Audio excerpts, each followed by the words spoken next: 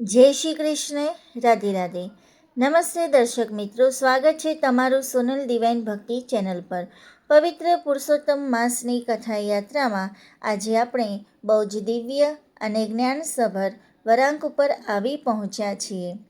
આજે આપણે શ્રવણ કરીશું અધ્યાય 19મો, સુદેવનો પુનઃજન્મ.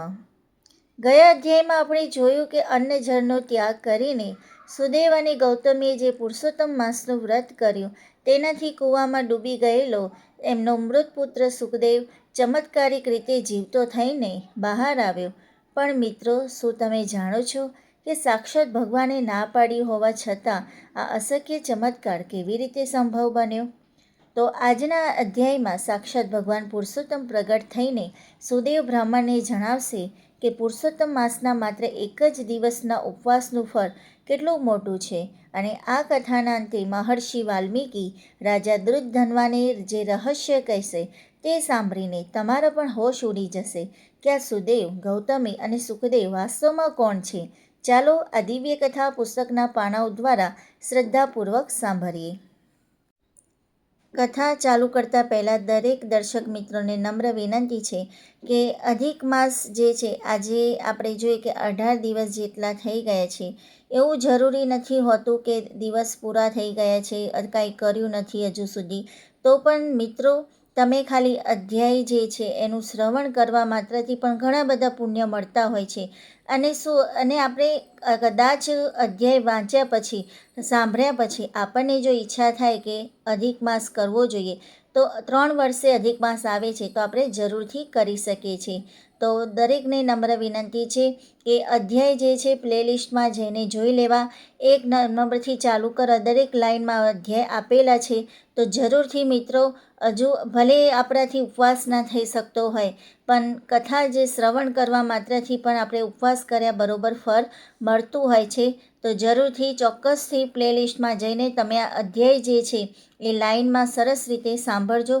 ખૂબ મજા આવશે અને સમજાશે, આખું જે અધિક માસનું જે મહત્ત્વ છે એ તમને સમજાશે. તો હવે આપણે શરૂઆત કરીએ. સુદેવનો પુનઃજન્મ, અધ્યાય 19. પુત્રને સજીવન થયેલો જોઈ હર્ષાશ્રુ સારતો સુદેવ ગદગદ અવાજે કહેવા લાગ્યો, હે ત્રિલોકના નાથ, મારી એક શંકાનું નિવારણ કરતા જાઓ. પ્રભુ, આપે જે મને કહ્યું હતું કે તારે 7 જન્મ સુધી સંતાન સુખ નથી, છતાં આપે મને પુત્ર આપ્યો. એટલું જ નહીં, એના મૃત્યુ પછી એને ફરી સજીવન કર્યો. આપની આટલી બધી કૃપાનું મને કારણ કહો.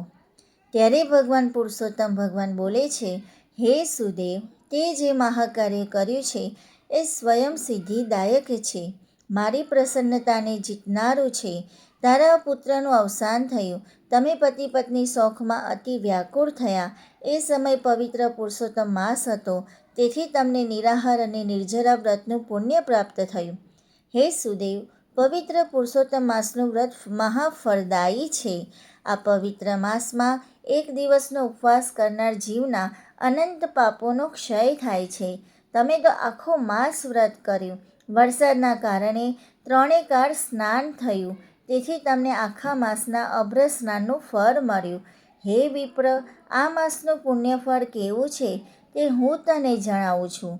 એકવાર બ્રહ્માજીએ 33 કરોડ દેવતાઓ સમક્ષ તુલાના એક પલ્લામાં 4 વેદ, શાસ્ત્ર, ઉપનિષદ, પુરાણ મૂક્યા. બીજા પલ્લામાં પુરુષોત્તમ માસનું ફળ મૂક્યું. તો પુરુષોત્તમ માસનું વ્રત અધિક મહાફળદાયી જણાયું.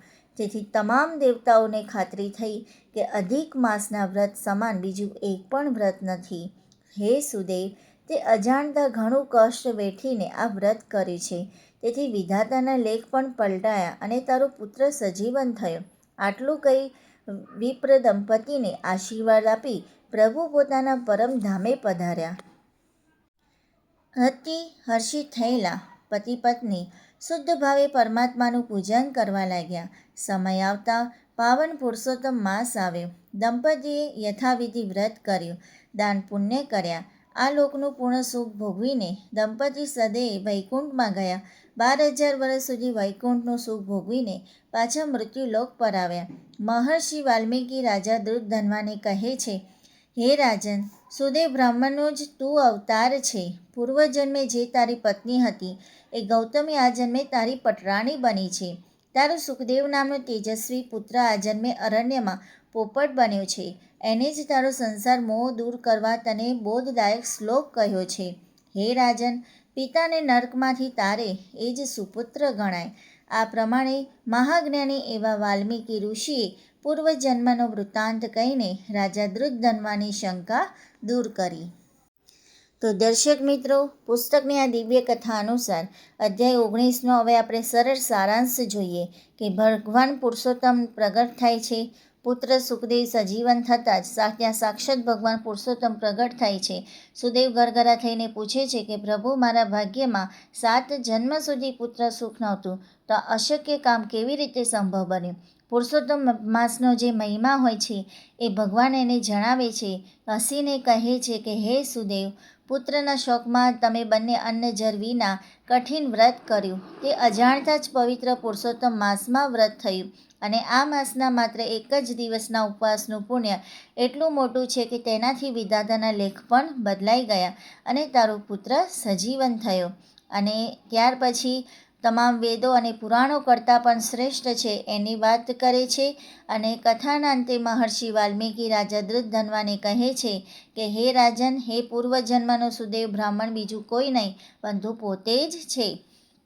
એટલે રાજાને બધું સમજાવે છે વાલ્મીકી ઋષિ. ત્યાર પછી હવે આપણે જોઈએ કે મનુષ્ય જીવનમાં લેવા જેવો બોધપાઠ કયો છે. Moral of the story. મિત્રો, આ અદ્ભુત રહસ્યમય અધ્યાયમાંથી આપણને જીવનના બહુ મોટા બોધપાઠ મળે છે. જેમ કે પહેલું, અજાણતા કરેલી ભક્તિ પણ ખાલી જતી નથી. સુદેવ અને ગૌતમીએ જાણી જોઈને વ્રત નહોતું કર્યું. તેઓ તો પુત્રના શોકમાં અન્નજળ ત્યાગીને બેઠા હતા. પણ એ દિવસો પુરુષોત્તમ માસના હોવાથી ભગવાન તેમના ઉપર પ્રસન્ન થઈ ગયા.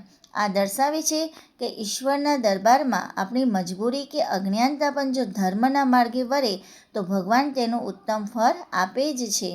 પુરુષોત્તમ માસની સર્વોપરિતા સમજાવી છે કે બ્રહ્માજી જ્યારે એક પલ્લામાં 4 વેદ શાસ્ત્રો ઉપનિષદો મૂક્યા અને બીજા પલ્લામાં પુરુષોત્તમ માસનું ફળ મૂક્યું, ત્યારે પુરુષોત્તમ માસનું પલ્લું ભારે રહ્યું. આ વ્રત કરવાથી મનુષ્યના અશક્ય કામો પણ શક્ય બની જાય છે અને ભાગ્યના બંધ તારા ખુલી જાય છે.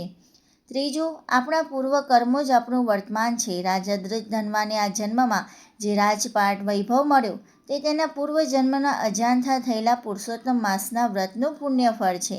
આનાથી સાબિત થાય છે કે મનુષ્ય આ જન્મમાં જે કંઈ પણ સારું નરસું ભોગવે છે તે તેના પૂર્વજન્મના કર્મોને આધીન જ હોય છે.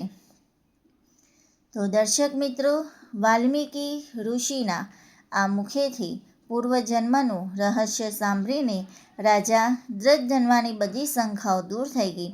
હવે આગળના વિડીયોમાં આપણે જોઈશું કે રહસ્ય જાણ્યા પછી રાજા દૃધધન્વા પોતાના જીવનના કલ્યાણ માટે કયો મોટો નિર્ણય લે છે. જો તમને આ કથા અને તેની સમજૂતી ગમી હોય તો વિડીયોને લાઈક, શેર કરજો અને મારી ચેનલ સોનલ ડિવાઇન ભક્તિ ચેનલને સબસ્ક્રાઈબ જરૂર કરજો અને કમેન્ટ બોક્સમાં જય પુરુષોત્તમ ભગવાન લખવાનું ભૂલતા નહીં. જય શ્રી કૃષ્ણ. રાધે રાધે.